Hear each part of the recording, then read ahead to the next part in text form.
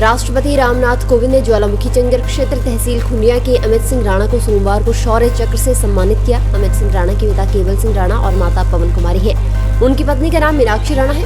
अमित सिंह राणा को 2018 मई में जम्मू कश्मीर में ऑपरेशन रक्षक में तैनात किया गया था, जहां उन्होंने कई ऑपरेशनों में भाग लिया। 20 और 21 सितंबर को उन्होंने एक फौजी ऑपरेशन में भाग लिया, जहां आतंकवादियों को गौशाला में घेरा गया था। अमित सिंह राणा ने टीम के साथ गौशाला को उड़ा दिया और 3 आतंकवादियों का सफाया कर दिया।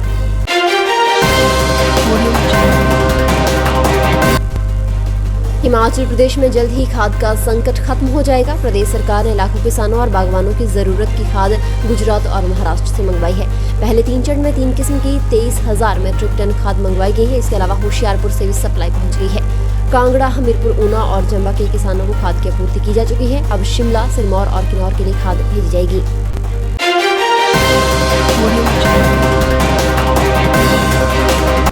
अखिल भारतीय आयुर्विज्ञान संस्थान दिल्ली की ओर से संचालित MD/MS की प्रवेश परीक्षा में मंडी की श्वेता शर्मा ने राष्ट्रीय स्तर पर 30वां स्थान हासिल किया है। श्वेता शर्मा मंडी शहर के साथ लगती पंचायत टिल्ली कहनबाल के गांव छनबाड़ी की रहने वाली है। उनके पिता विजय शर्मा राजकीय वरिष्ठ माध्यमिक पाठशाला बाल में रसायन शास्त्र के प्रवक्ता हैं, जबकि माता गायत्री शर्मा गृहिणी है। राष्ट्रीय स्तर पर ये परीक्षा 14 नवंबर को देश भर में विभिन्न परीक्षा केंद्रों पर करवाई गई। इसके पहले सितंबर महीने में नीट पीजी में भी श्वेता ने उम्दा प्रदर्शन करते हुए 182वां स्थान हासिल किया था।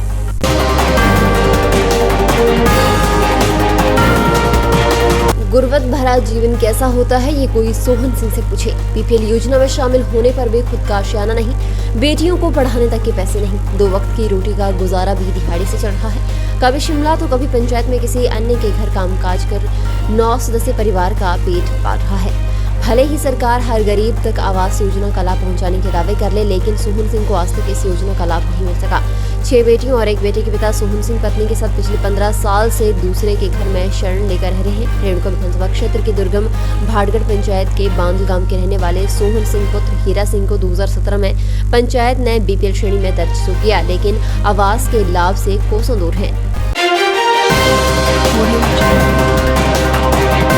पठानकोट सैनिक क्षेत्र त्रिवेणी गेट पर रविवार आधी रात हुए ग्रेनेड से हमले के बाद हिमाचल प्रदेश में अलर्ट जारी कर दिया गया है। इसके चलते कांगड़ा जिले के प्रदेश द्वारों पर सुरक्षा बढ़ा दी गई है।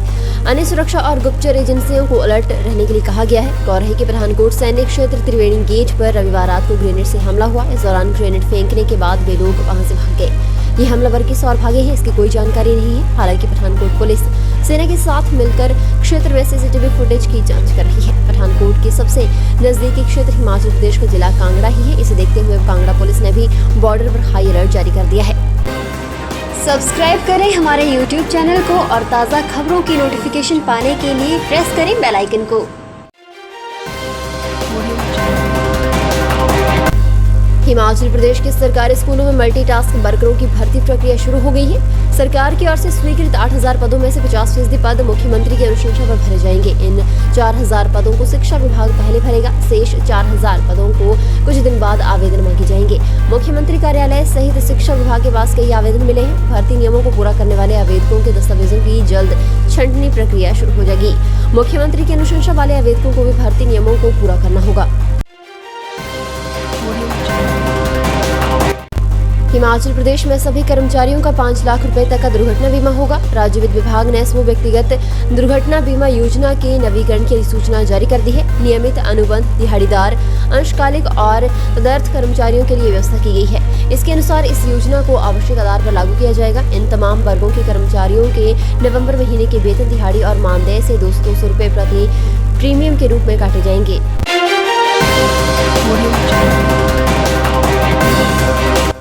हिमाचल प्रदेश में कोरोना वैक्सीन की दूसरी डोज का 100% लक्ष्य अब 30 नवंबर के बजाय 3 दिसंबर को पूरा होगा।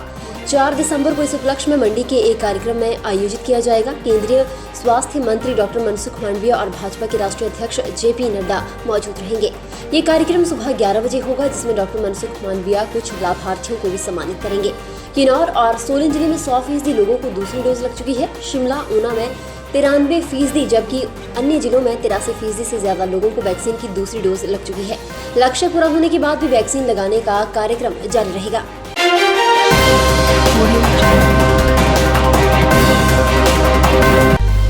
हिमाचल प्रदेश में प्राकृतिक आपदा के कारण फसलों को होने वाले नुकसान की भरपाई के लिए शुरू हो गई प्रधानमंत्री फसल बीमा योजना का किसानों को भरपूर लाभ मिल रहा है। हिमाचल प्रदेश के कई किसान इस योजना का लाभ उठा रहे हैं। पिछले रबी सीजन 2020 और 21 के दौरान गेहूं फसल का बीमा करवाने वाले प्रदेश के किसानों को 12 करोड़ 13 लाख रुपए का मुआवजा दिया है। कृषि विभाग की माने तो रबी सीजन 2020-21 के दौरान प्रदेश के 80,575 किसानों ने प्रधानमंत्री फसल बीमा योजना के तहत गेहूं फसल का बीमा करवाया था। इन किसानों की लगभग 29,133 हेक्टेयर भूमि का बीमा किया गया था।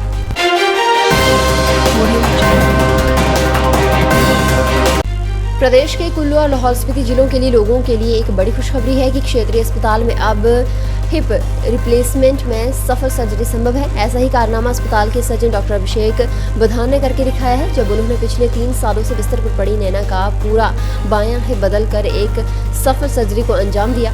क्षेत्रीय अस्पताल के चिकित्सक अधीक्षक डॉक्टर नरेश ने इस संबंध में जानकारी देते हुए बताया कि कुल्लू जिला के कालंग गांव की नैना की हिप में 16 साल पहले गिरने के कारण गहरी चोट आई थी। वह पिछले 3 सालों से पूरी तरह से बिस्तर पर पड़ी थी और ठीक होने की आस छोड़ रही थी। अत्यधिक पीड़ा के चलते वह बीते अगस्त माह में कुल्लू अस्पताल आई और वह दाखिल हो गई। डॉक्टर नरेश ने बताया कि शल्य चिकित्सक डॉक्टर अभिषेक बधान ने उनकी पूरी हिस्ट्री रिकॉर्ड करके हिप रिप्लेसमेंट का निर्णय लिया। उन्होंने अपनी काबिलियत का परिचय देते हुए महिला का बाईं और का पूरा हिप बदलने का सफल ऑपरेशन किया और महिला को कुछ हफ्ते आराम करने की सलाह दी। ऑपरेशन पूरी तरह से सफल रहा और महिला बिल्कुल स्वस्थ और चलने फिरने में कोई दिक्कत नहीं है। फिलहाल के लिए बस इतना ही और बड़ी खबरों के लिए बने रहिए न्यूज़ सुपर भारत के साथ।